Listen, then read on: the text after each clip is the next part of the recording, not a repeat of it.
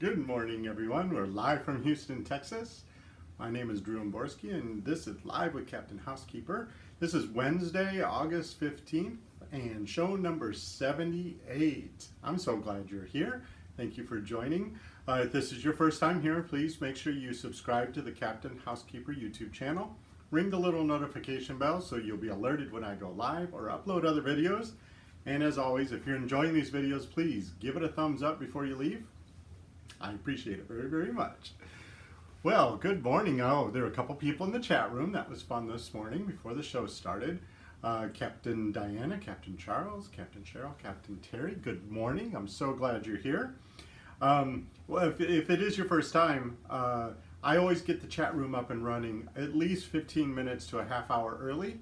So please feel free to come on in and join the chat before the show starts. Well, gosh, what is this, Captain Charles? What do you call this? Happy second hump day? Charles has 3 hump days a week. I don't blame him. So happy hump day, everyone. We're almost there. It's going to be the weekend pretty soon. Yesterday, I scooted out of the show a little bit early because I had a very important lunch meeting. I was going to have lobster, but apparently at that restaurant, the lobster is very dry. So I ended up having a Cobb salad. You know, it's all salads all day anymore. I turned 50, it's like, okay, I guess it's just salads all the time. But that's okay, it was very good, and I had a very good meeting. It was a lot of fun. Felt very inspired afterwards. So, oh, good morning, Cindy. Oh, good morning, Captain Kristen. Oh, it's good to see you guys. Cindy, did you get a reminder just before the show started? Very subtle reminder that the show is about to start. I'm so glad you're here. It's good to see you.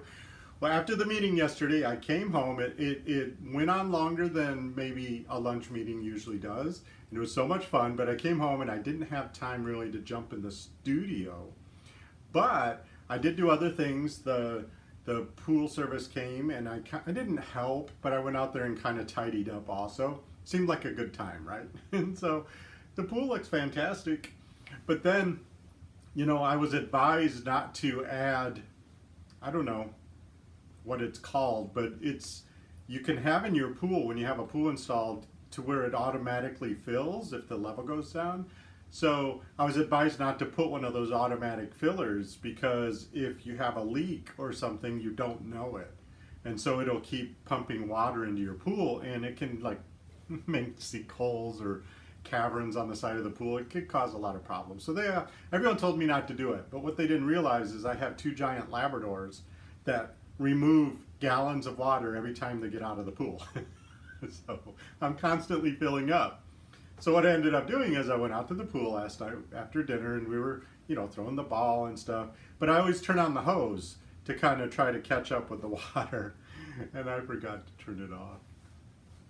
And so it ran all night long. So it watered the ditch, which is where the pool overflows, which is good because that's where all the bananas live. So it's not wasted water, but all the chemicals they put in the pool kind of got washed away, I think. So what are you gonna do?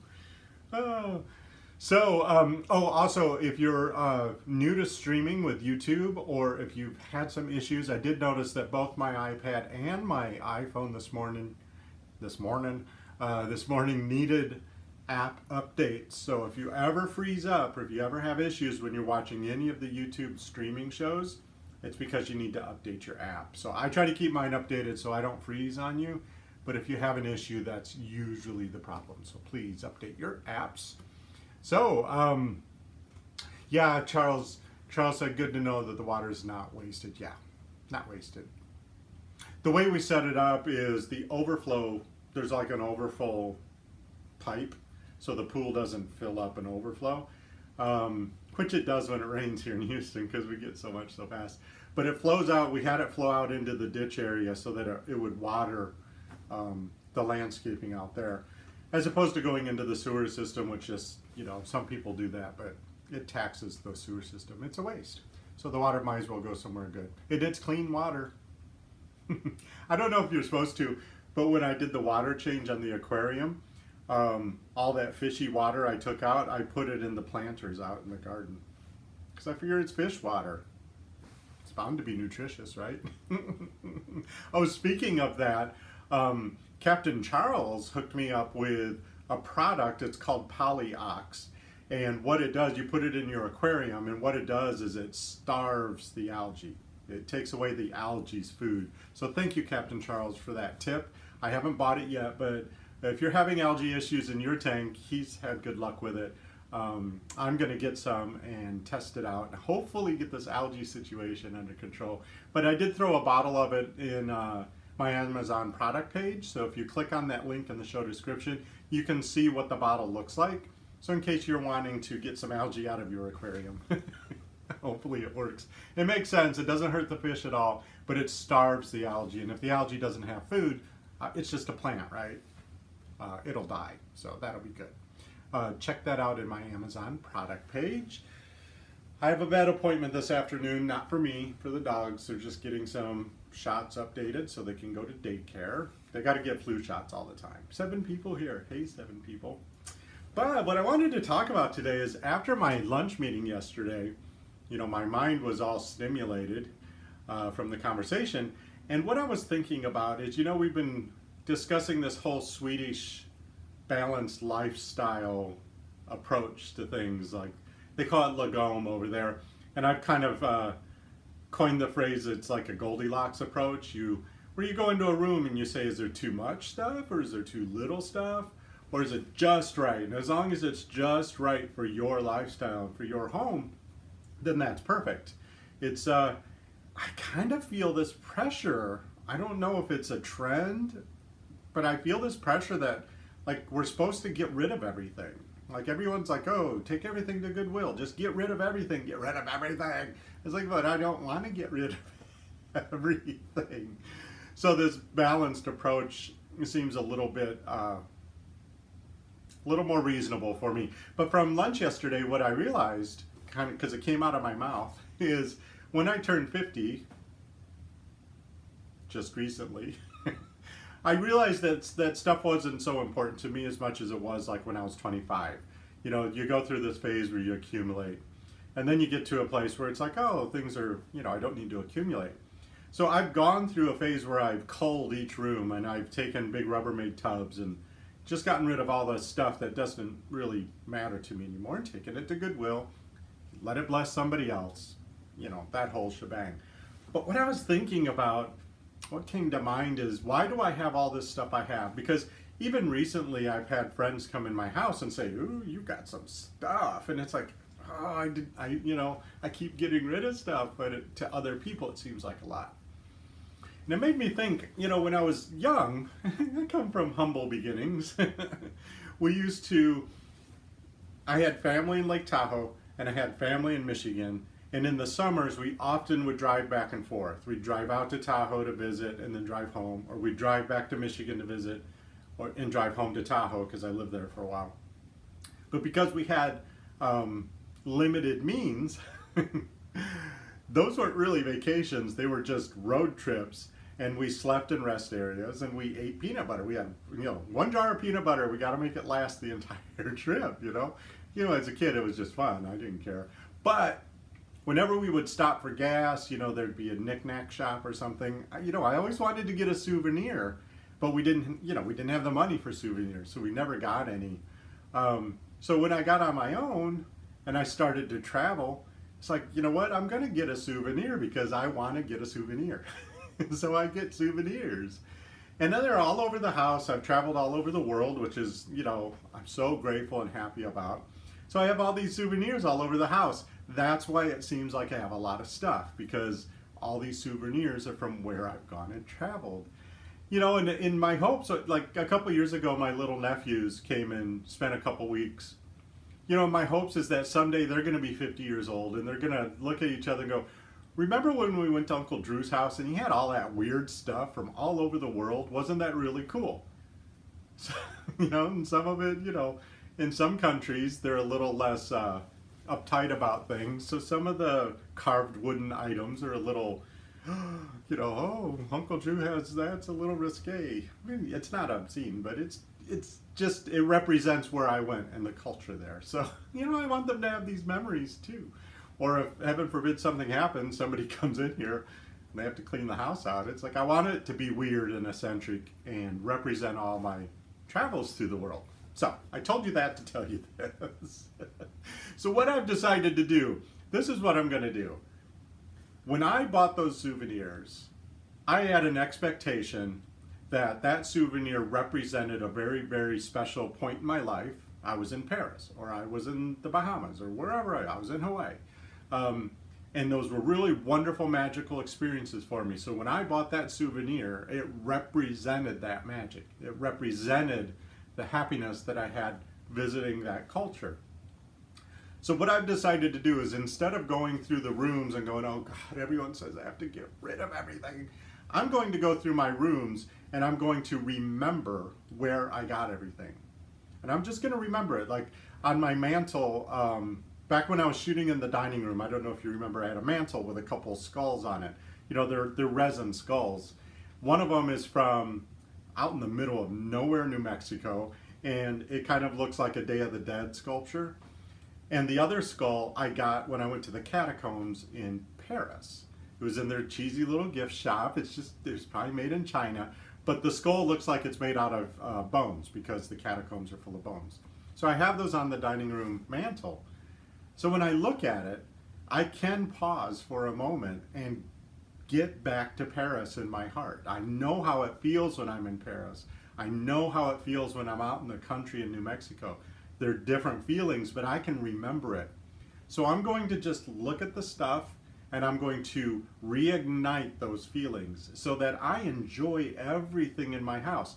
And if after however period of time, I don't know, a day, a year, if there's something when I pick it up, I don't remember where it came from, or it really doesn't resonate, it's like, yeah, I remember buying that, but it doesn't make me feel the joy of being there, then maybe I'll get rid of that.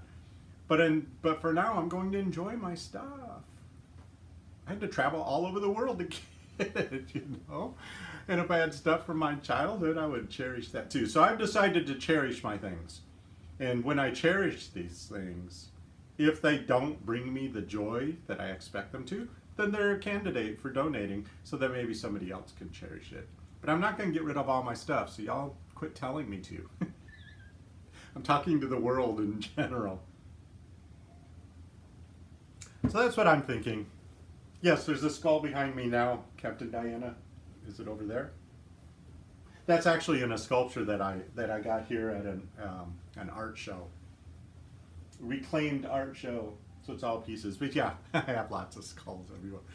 So anyway, that's my ideas about stuff. That's the new development about Lagom in my life. The Swedish balance is, I don't have too much stuff if the stuff makes me feel good. You know, if I look at those skulls on my mantle and I can feel like I'm in Paris, even for 5 minutes, I'm gonna do that. I'm not gonna get rid of it because somebody said you should only have 3 things in your living room. It's like, stay out of my living room. It's my living room, right? So anyway, that's going to be my approach. I'll follow up and let you know how it goes. What I did discover though is, oh gosh, I can't remember the designer. He used to have a Christopher Lowell. Did you ever watch Christopher Lowell back in the day? He was on the Discovery Channel years ago. And I used to watch it every day because it was such a good show. I got lots of tips and stuff. But he had a phrase that he used, and it's stuck in my head ever since, that if you just put a bunch of stuff out, it looks like visual dandruff. It's like your house has visual dandruff. So he was always about, you know, you need to make vignettes, or you need to, you know, put stuff in areas, you know, in like groups and stuff so that it has a visual impact. It's not dandruff. And I realized as I went through, you know, now that I'm thinking, ooh, I'm going to cherish everything, so I'm actually looking at everything. It's not just background noise. I'm looking. It's like, oh, I think why people walk in and they say, you got some stuff, is because it's more dandruff. It's like dandruff. I know what everything is, and I know where it all came from, so it kind of all makes sense to me. But I think I need to just pull it together in categories and pull it together in logical places in my home so that when you look on the mantle, oh, look, those are all skulls, because I have several skulls. They're not real, they're all resin. but I love them. Or they're oh, look, that's all stuff from New Mexico, or that's all stuff from Paris. That makes sense to me. That if it's not everywhere, it'll seem like much less stuff. And then it'll be easier to enjoy too, because if I look at everything from Paris, if it's all in one spot, then I can really reignite that feeling and that vibration that Paris has. It's so unique and it's so specific. Makes me hungry just thinking about it. I love the food there. So anyway, that's what I'm going to do, and I had some ideas on how to organize it and try to clear off those surfaces so that it's not so much like dandruff. It's dandruff. My house has dandruff. That's the only thing. I don't have too much stuff. I have dandruff. Oh, if you could get inside this noggin the other 23 and a half hours of the day. The stuff I think about. Anyway, so, oh, Captain Cheryl said that's how she dealt with her yarn stash. Oh, isn't that wonderful? Captain Terry says, I know people who gave things away only to realize they needed what they'd given away. See, I think giving stuff away is really good. I really love the idea that if you don't cherish it, somebody else might. If you don't need it, somebody else might need it. And if you can take these objects and give them to people, donate them or sell them for, or you know, whatever, so that it's actually fulfilling its purpose. You know, those clothes are fulfilling their purpose, not just stuck in a closet. I think that's a wonderful thing. However, I think you have to really consciously get rid of stuff. You can't just clear stuff out. I know there's a big sense of freedom when you lose a bunch of stuff, like somebody's house burns down. I've heard many people say it was like, oh, it was like a gift. Now I'm free. It's not a burden anymore. And I get that. I can imagine it must be just refreshing sometimes when it's like, oh, I don't have to deal with it. But I don't want all my stuff to go away. So I'm going to take the time. I think if you just take the time, and what I'm going to do is I'm not on like oh, I got to clear out everything. I think I'm putting a pin and the Goldilocks thing. I'm putting a pin in the I got to get rid of stuff idea. And I'm just going to enjoy each room as I go through each room. Give it some time. Just try to consciously be aware. When I'm in the dining room, look around and look at all the stuff and see what stuff brings me the most joy. And if there is stuff that's dreck, it's out of here. I'm gonna pack it up in my truck and take it over to Captain Charles's house and dump it in his house. He can deal with it. I found out he lives like 2 miles from here. Something like that. You're in trouble now, Charles. Anyway, Captain Charles says, as I like to say for an item, can this fill someone else's life instead of a landfill? Absolutely. You know, chances are the stuff you're giving away is probably useful. There's a good chance it's useful. There are lots of avenues to flow stuff out. Even if you live in a small town, you know, there's outreach programs at the local community centers and churches. You live in a big city and there's a lot of opportunity to share your stuff and to keep it out of the landfills. Why throw away stuff that other people could cherish? You know, when I was a kid, because it was humble beginnings for me, people at church did give us stuff from time to time, and it was amazing. One time the church people gave me a bike. I was never going to have a bike if this didn't happen. And they brought it to church. We brought it home. It was my size. They didn't need it anymore. I cherished that bicycle. It was like a gift. It was amazing. So, you know, it might not seem like something to you, but for somebody else, it could mean the world to them. So, yeah, let's keep stuff out of the landfill. But if you love stuff, Captain Housekeeper gives you permission to keep it. Don't give away stuff you love. If you have it, you thought it was going to bring you joy, it still brings you joy, don't get rid of it just because there's some trend to get rid of stuff. You have permission to keep it. Some of my favorite homes I've gone into is when you walk through the rooms and it's like you see the personality of that person everywhere. You know, and sometimes that takes some stuff. Anyway, so that's what my new assignment is try to cherish everything. All right, folks, well, I'm so glad you joined in. If you have any ideas after the show, please put them in the comments. How do you like to figure out what you like to keep? let me know if I'm off base. You know, I'm always looking for new ideas. And say it with me, everyone. No matter what life throws at me, I have the ability to make this a fantastic day. Okay, I love you guys. We'll see you tomorrow at the same time. That's 11 a.m. Central in the USA. Bye-bye.